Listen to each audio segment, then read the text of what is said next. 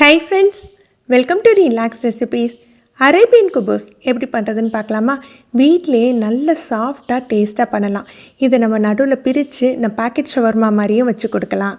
இல்லை நீங்கள் இந்த குபூஸோட கொஞ்சமாக chicken, fried chicken, grill chicken எதுனாலும் வச்சுட்டு ஃப்ரெஞ்ச் ஃப்ரைஸ், அப்புறம் நம்ம ஹோம்மேட் நான் கார்லிக் சாஸ் வைக்கிறேன். இதுக்கு பதிலாக நீங்கள் மயோனஸ் வச்சுக்கலாம். கொஞ்சமாக சில்லி சாஸ் வச்சு யாருக்காவது கொடுத்து பாருங்களேன். ஒரு சூப்பரான ஒரு விருந்து மாதிரி இருக்குங்க. அவ்வளோ விரும்பி சாப்பிடுவாங்க. முதல்ல மாவு தயார் பண்ணிடலாம். அரை கப் பால், அரை கப் தண்ணி சேர்த்து எடுத்துருக்கேன். வெது வெதுப்பாக இருக்கணும். இதில் ஒரு 2 டீஸ்பூன் அளவுக்கு சீனி, 2 டீஸ்பூன் அளவுக்கு ஆக்டிவ் ட்ரை ஈஸ்ட் இது சேர்த்துக்கிறேன். இதை லைட்டாக மிக்ஸ் பண்ணி விட்டுறலாம். ஈஸ்ட்டு கரையெல்லாம் செய்யாது, மிக்ஸ் பண்ணி விட்டால் போதும். பால் தண்ணி பார்த்திங்கன்னா கொஞ்சம் வெது வெதுப்பாக இருக்கணும். வெது வெதுப்பாக இருந்தால் தான் உங்களுக்கு ஈஸ்ட் நல்லா ஆக்டிவ் ஆகும். இது ஒரு 5 நிமிஷம் அப்படியே இருக்கட்டும். ஈஸ்ட் நல்லா ஆக்டிவ் ஆகிட்டு, நீங்கள் வெந்நியோ பாலோ ரொம்ப ஹாட்டாக இருந்தது அப்படின்னா உங்களுக்கு ஈஸ்ட் ஆக்டிவ் ஆகாது. இதில் 1 டீஸ்பூன் அளவுக்கு நம்ம உப்பு சேர்த்துக்கலாம். உப்பு தேவைக்கு தகுந்தாப்பில் சேர்த்துக்கோங்க. 2.5 கப் அளவுக்கு மைதா மாவு சேர்த்துக்க போகிறோம். முதல்ல 1 கப் மைதா மாவு சேர்த்துட்டு லைட்டாக மிக்ஸ் பண்ணி விட்டுட்டு இன்னொரு கப் சேர்த்துக்கிட்டால் நமக்கு பிசைகிறதுக்கு ஈஸியாக இருக்கும். ஒரு 2 டீஸ்பூன் எண்ணெய் விட்டுக்கலாம். ஆலிவ் ஆயில் இருந்தால் ஆலிவ் ஆயில் விட்டுக்கோங்க, ரொம்ப நல்லாயிருக்கும். நான் வந்து நார்மல் குக்கிங் ஆயில் தான் சேர்த்துக்கிறேன். ஈஸ்ட்டை பொறுத்த வரைக்கும் ஸ்டோர் பண்ணுறது பார்த்திங்கன்னா, ஒன்று ஃப்ரிட்ஜில் ஸ்டோர் பண்ணுங்கள், இல்லது வெளியிலேயே ஸ்டோர் பண்ணுங்கள். எந்த இடத்துல நம்ம ஸ்டோர் பண்ணியிருக்கோமோ அப்படியே நீங்கள் மெயின்டைன் பண்ணிக்கோங்க. ஒரு நாள் ஃப்ரிட்ஜில் வைக்கிறது, ஒரு நாள் ஃப்ரீசரில் வைக்கிறது, இந்த மாதிரி மாற்றி மாற்றி வைக்காதீங்க. நார்மலாக பூரி மாவு பிசைவோம் பார்த்திங்களா, அந்த மாதிரி பிசைஞ்சு எடுத்துக்கோங்க. கொஞ்சம் கையில் ஒட்டுற மாதிரி இருந்தால் கூட பரவாயில்ல, ரொம்ப ஒட்டாமல் வரணும் அப்படின்ட்டு இல்லை. மாவு சாஃப்டாக இருக்கணும். மேலே ஒரு டீஸ்பூன் எண்ணெய் விட்டு தடவிட்டு மூடி வச்சிடலாம். இது வந்து மாவு உணர்ந்து போகாமல் இருக்கிறதுக்கு இப்படி தடவிக்கிறோம். ஒரு காட்டன் கிளாத் வச்சு மூடி வச்சுக்கோங்க. இது ஒரு 1 மணி நேரம் அப்படியே இருக்கட்டும். 1 மணி நேரத்தில் வந்து சைஸ் பார்த்திங்கன்னா நல்ல டபுளாக இருக்கும். மாவும் நல்ல சாஃப்டாக இருக்கும்.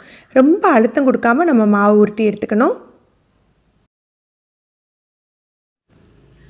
லேசாக மைதா தொட்டு பரத்திக்கலாம். ரொம்ப அழுத்தி பிசையக்கூடாது.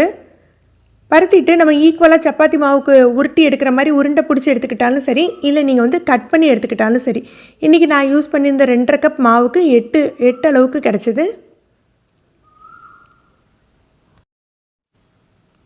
மாவை பிரித்து எடுத்த பிறகு இதையுமே அழுத்தம் கொடுக்காமல் உருட்டி வச்சுக்கணும். நம்ம சின்ன சின்ன பாலாக உருட்டிக்குவோம் பார்த்திங்களா, ரொம்ப அழுத்தி பிசையாமல் நம்ம இந்த மாதிரி உருட்டி எடுத்து வச்சுக்கலாம்.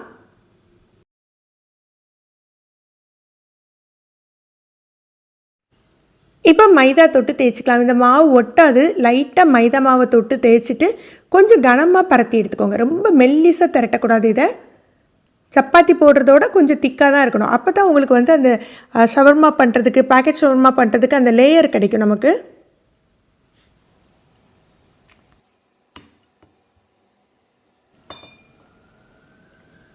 இந்தளவுக்கு திக்னஸ் இருக்கணும். மொத்தமாக நம்ம தேய்ச்சி வச்சுட்டு சுட ஆரம்பிக்கலாம். ஏன்னா வந்து இந்த குபூஸை பொறுத்த வரைக்கும் சட்டுன்னு வெந்து வந்துடும். நமக்கு வந்து நிதானமாலாம் வேகாது, சட்டுன்னு வெந்துடும். அதனால் தேய்ச்சி வச்சுட்டே கூட நம்ம செய்யலாம்.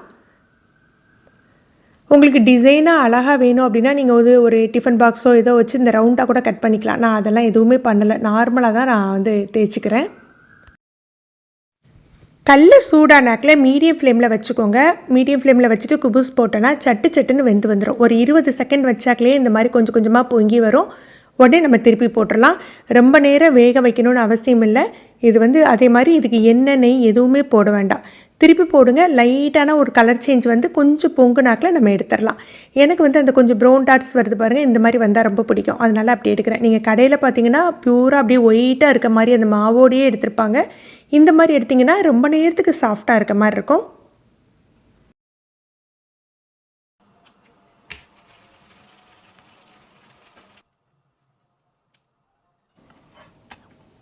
நான் சொன்ன மாதிரி இதுக்கு எண்ணெய், நெய் எதுவுமே விட வேண்டாம். ஒரு ஹாட் பாக்ஸ்லேயோ இல்லை நீங்கள் வந்து ஒரு காட்டன் கிளாத்தில் வச்சு ஸ்டோர் பண்ணி வச்சா கூட நல்லா உங்களுக்கு சாஃப்டாக அப்படியே இருக்குங்க. 2 லேயர் இருக்கும். நமக்கு வந்து நம்ம நடுவில் பிரிச்சுட்டு பேக்கெட் ஷவர்மா மாதிரி ஸ்டஃபிங் கொடுத்து கூட சாப்பிடலாம். இல்லை ரோல் பண்ணி கூட ஷவர்மா மாதிரி சாப்பிடலாம். இல்லை எதுவுமே வேண்டாம், தனியாக சிக்கன் ஃப்ரையோ இல்லை ஏதாவது வந்து கிரேவி வச்சு சாப்பிட்றதுக்குமே இது சூப்பராக இருக்கும். நீங்கள் இதை ஃப்ரிட்ஜில் 2 நாள் ஸ்டோர் பண்ணிவிட்டு லைட்டாக ரீஹீட் பண்ணி சாப்பிட்டாலுமே நல்ல அந்த சாஃப்ட்னஸ் இருக்கும். நீங்களே இந்த ரெசிபியை ட்ரை பண்ணி பாருங்கள். இந்த வீடியோ உங்களுக்கு யூஸ்ஃபுல்லாக தோணுச்சுன்னா லைக் பண்ணி ஷேர் பண்ணுங்கள். நம்ம சேனலில் ஃபஸ்ட் டைம் பார்க்குறீங்கன்னா ரிலாக்ஸ் ரெசிபிஸ் சப்ஸ்கிரைப் பண்ணிக்கோங்க. கீழே இருக்க பெல் பட்டனில் ஆல்ங்கிற ஆப்ஷன் செலக்ட் பண்ணி வச்சுக்கிட்டிங்கன்னா நம்ம சேனலில் வீடியோக்கள் போட்ட உடனே நோட்டிஃபிகேஷன் கிடைக்கும். தேங்க்யூ.